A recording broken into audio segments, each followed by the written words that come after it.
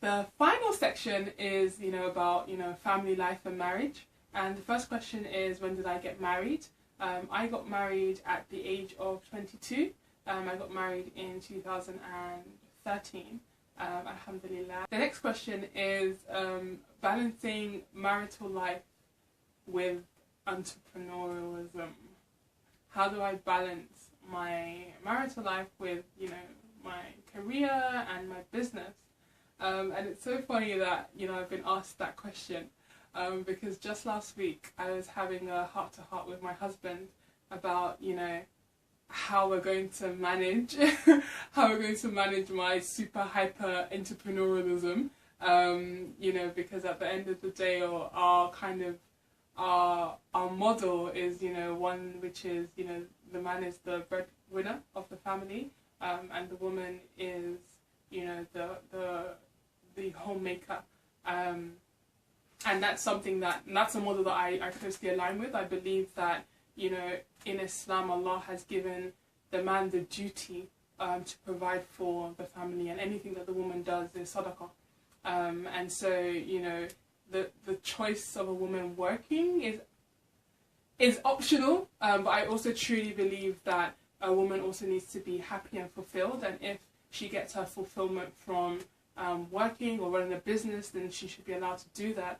But she should also, remember that her family comes first, because on the Day of Judgment, Allah will ask you first about your family and how you upheld your duties and your responsibilities towards the home.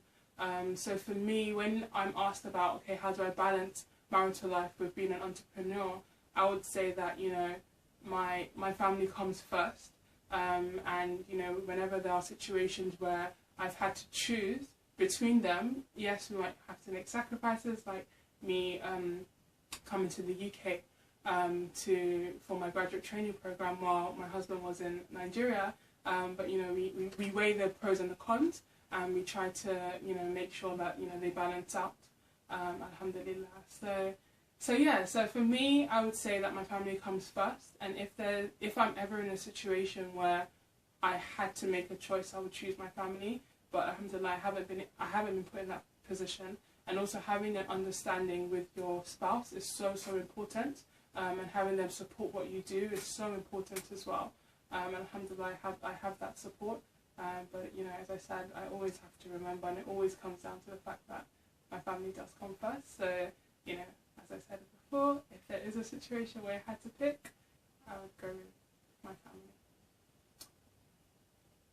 So the last question is actually quite an interesting question, and this is about what advice will you give to someone who is having fairer commitment with regards to getting married.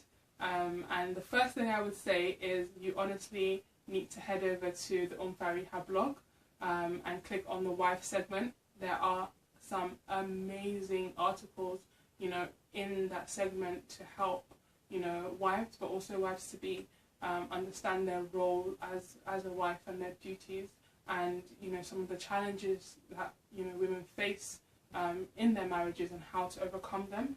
So I would highly advise you to head over to the blog and check that out.